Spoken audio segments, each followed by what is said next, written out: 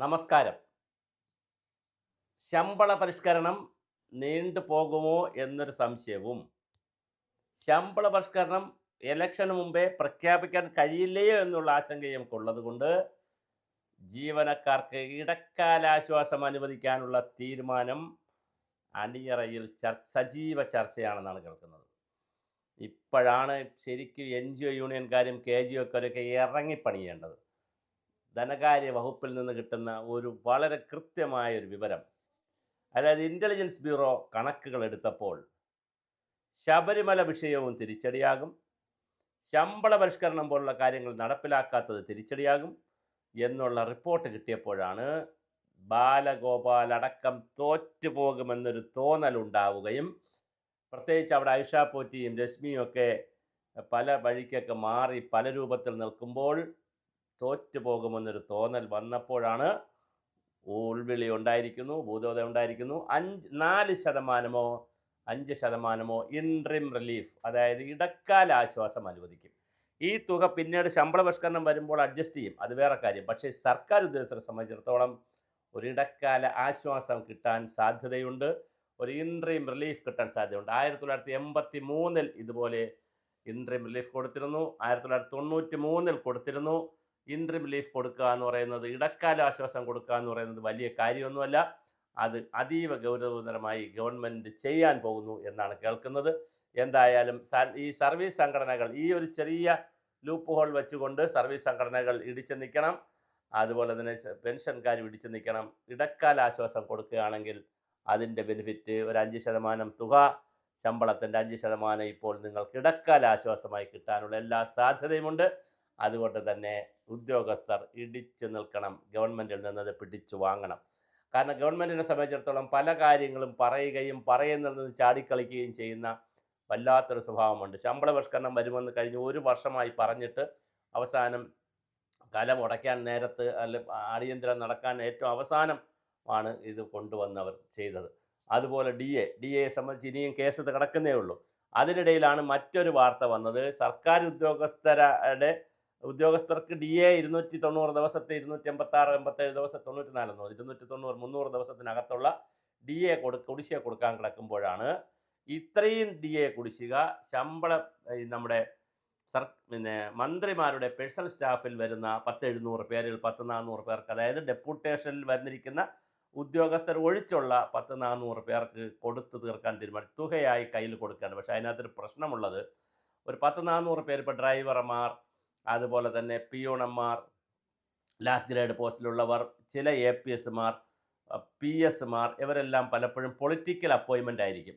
അവർക്ക് 2 വർഷം ഇരുന്ന പെൻഷൻ കിട്ടും. അത് സുപ്രീം കോടതി വലിയ വിവാദം ഉണ്ടാക്കി. എന്തിനാണ് 2 വർഷം ജോലി ചെയ്യുന്നവർക്ക് പെൻഷൻ കൊടുക്കുന്നു എന്നൊക്കെ ചോദിച്ചു. അത് വേറെ വിവാദം.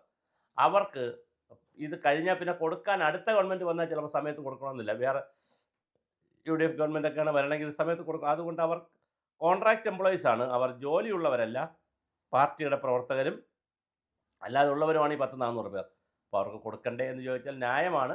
പക്ഷേ ഇവർക്ക് കൊടുക്കണ്ടേ എന്നുള്ളതാണ്, അവർക്ക് കൊടുക്കുമ്പോൾ ഇവർക്ക് കൂടി കൊടുക്കണ്ടേ എന്നുള്ളതാണ് ന്യായം. അല്ല, അവർക്ക് കൊടുക്കാതിരിക്കാൻ പറയാൻ ഒരു ന്യായം കാണുന്നില്ല. കാരണം അവർ കോൺട്രാക്റ്റ് എംപ്ലോയീസ് ആണ്. അവർക്ക് ഈ ഭരണമില്ലെങ്കിൽ പിന്നെ അവർക്ക് അവിടെ ഇരിക്കാൻ പറ്റത്തില്ല. ഡെപ്യൂട്ടേഷനിലോ അല്ലല്ലോ, അവർ തിരിച്ചു പോകുന്നില്ലല്ലോ, ഒരിടത്ത് ഡിപ്പാർട്ട്മെൻ്റ് ഒന്നും ഇല്ലല്ലോ. അങ്ങനെയുള്ള ഒത്തിരി PROമാർ ഉണ്ട്. ഒത്തിരി ആളുകൾ വരും. ഓരോ ഗവൺമെൻറ് വരുമ്പോഴും ഒത്തിരി ആളുകൾ അങ്ങനെ വരും. അപ്പോൾ അവർക്ക് 2 വർഷം ഇരുന്ന പെൻഷനും കിട്ടും. അപ്പോൾ സുഖമാണ്. ഒരു കണക്കാൽ വെച്ചാൽ മന്ത്രിസഭയുടെ ഏതെങ്കിലും മന്ത്രിമാരുടെ പേഴ്സണൽ സ്റ്റാഫിൽ കയറുന്നത് ഈ കാലഘട്ടത്തിൽ ഒരു സുഖമുള്ള കാര്യമാണ്. അവർക്ക് ജോലി ഒരുപാടുണ്ട്, അത്യാവശ്യം രാത്രിയും പകലൊക്കെ ചിലപ്പോൾ വീട്ടിൽ പോകാൻ പറ്റത്തില്ല, അത് വേറെ കാര്യം. എന്നാലും അങ്ങനെയാണെങ്കിലും അവർക്ക് സുഖമായി എന്ത് ചെയ്യാൻ പറ്റും, നന്നായി കാര്യങ്ങൾ ഓപ്പറേറ്റ് ചെയ്യാൻ പറ്റുന്നൊരു കാലത്താണ് താമസിക്കുന്നത്. എന്തായാലും കൊള്ളാം, വളരെ മനോഹരമായിട്ടുള്ള, അവർക്ക് 10-400 പേർക്ക് കൊടുക്കുന്നു എന്നുള്ളതുണ്ടും. ഇപ്പുറത്ത് കൊടുക്കുന്നില്ല എന്ന് പറഞ്ഞ് നിൽക്കുമ്പോഴാണ് ഒരു ഇൻട്രീം റിലീഫിൻ്റെ പേര് വരുന്നത്. ഇടക്കാല ആശ്വാസം എല്ലാവർക്കും കൊടുക്കാൻ സാധ്യതയുണ്ട്.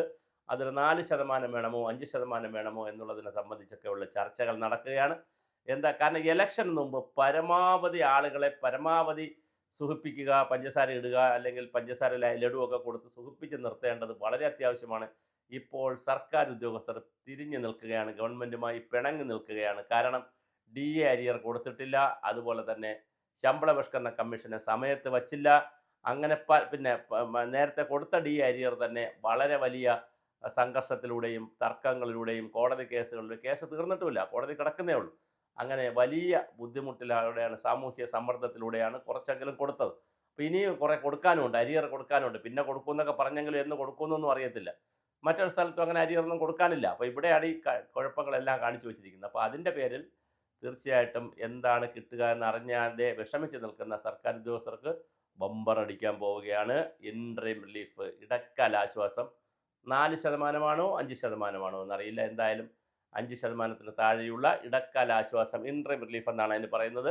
ഈ കൊടുക്കുന്ന പൈസ 5% തുക പിന്നെ ശമ്പളത്തിൽ പിന്നെ അഡ്ജസ്റ്റ് ചെയ്യും. പക്ഷേ ശമ്പള പരിഷ്കരണം വരുമ്പോൾ ഇതൊക്കെ അഡ്ജസ്റ്റ് ചെയ്യും. പക്ഷേ എങ്കിൽ പോലും അഡ്വാൻസ് അല്ല, ഒരു അഡ്ജസ്റ്റ്മെൻറ്റ് തുകയാണിത്. അഡ്വാൻസ് കൊടുത്തിട്ട് പിന്നെ കൊടുക്കാതിരിക്കുന്നതിലല്ല, ഒരു അഡ്ജസ്റ്റ്മെൻറ്റ് തുക എന്നുള്ള നിലയിൽ ഈ ഇൻട്രീം റിലീഫ് കൊടുക്കുന്ന ഒരു രീതിയുണ്ട്. അത് നേരത്തെ ഇവിടെ കൊടുത്തിട്ടുണ്ട്. 83-ൽ കൊടുത്തു, 93-ൽ കൊടുത്തു, പല വർഷങ്ങളിൽ സംസ്ഥാനത്ത് കൊടുത്തിട്ടുണ്ട്. അങ്ങനെ ഇടക്കാല ആശ്വാസം അനുവദിക്കുക എന്ന് പറയുന്നത് സർക്കാരിൻ്റെ ഒരു നയം തന്നെയാണ്. ഇപ്പോൾ അതിലേക്കാണ് സർക്കാർ വന്നിരിക്കുന്നത്.